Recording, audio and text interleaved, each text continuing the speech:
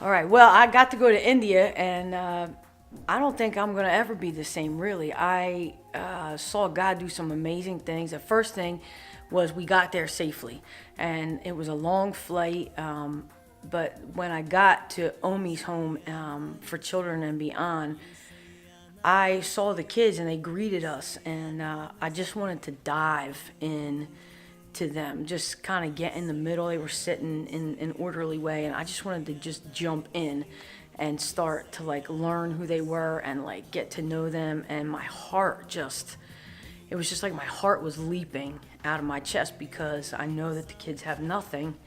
And yeah, so that was probably the biggest first thing I saw God do. And then I saw Olivia, who I now call Liv, but I saw Liv, who is young, preach the gospel, and I thought that was a big God thing on our trip. Like, she did it with boldness, and she wasn't afraid, and it was peer to peer, and I thought that was really cool for the 13-year-old kids to see her stand for her faith. That was huge for me. And then I got to play the drums. I mean, I never thought in my wildest dreams that I would be in India, of all places, playing a 4 or 5 piece drum kit, leading worship with songs that they only see on YouTube. So it was really wild. And then to feel the Spirit of God move, even though we were speaking often different languages in a worship setting, like to see the Holy Spirit move and to kind of fan the flame of our worship was wild. I think what changed in my heart, I honestly did not want to go on the trip. It was a huge expense, and I balked literally the entire way, including the ride to the airport, if I'm honest.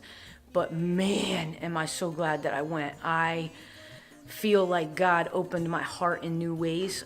If I'm completely honest, I probably had a prejudice against Indian people. I didn't know much about them, had a judgment about them based on what I see here. And if I'm honest, like, God has totally broken that off of me. And I just kept praying what Pastor Nate prayed over us before we left, which was, God, break things off of me. And so I feel that in so many ways.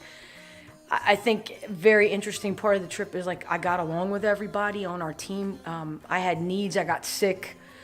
People had what we needed. I got hungry. They had snacks. I mean, it was just a great joining together of a team. And I got to go to Starbucks in India. So that was a really cool part of the trip, because we bought a bunch of desserts and gave them to our hosts. And we were packed in a car, and we just had a fun time, communing over like dessert and coffee, and so that was fun. And why should someone go on a mission trip? I tell you what, you will never be the same. I am an entitled, spoiled brat Christian. I don't die for my faith. I'm not in jeopardy because I say I'm a Christian. And I have brothers and sisters that I pray for now in India who, because they're pastors of the gospel of Jesus Christ, are under fire.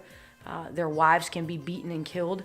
And I don't live like that. And so that has created a real awareness and a stirring in me as to, like, God, what do you want to do with me? And how can I live more boldly for my faith? And so it's changed the way I look at my faith. It's changed the way I look at what I'm going to spend my money on.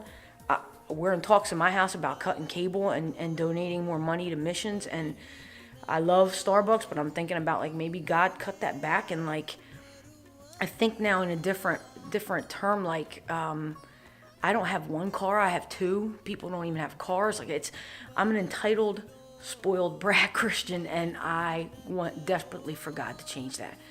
I think a missions trip is really helpful because I went around and counted how many places I get clean water and hot water. And there are many of those spots. And yet we went to a leper colony where it was a big deal because part of Omi's home installed water into their streets. And so they can walk outside now their door and get water. It's like, I don't have to walk outside my door. I can walk to this room or that room or the kitchen or the bathroom, and I get water, and it's hot, and it's safe to drink, and I can brush my teeth, and it's just God. I want God to keep changing me, and so if you want to be really challenged in ways like I'm not even sure all the things God is doing in me, but I know He's stirring. And so if you want to go and really be changed and stirred, you should go on a mission trip. If you don't want to be stirred and changed, don't go. That's because you will be wrecked for Jesus.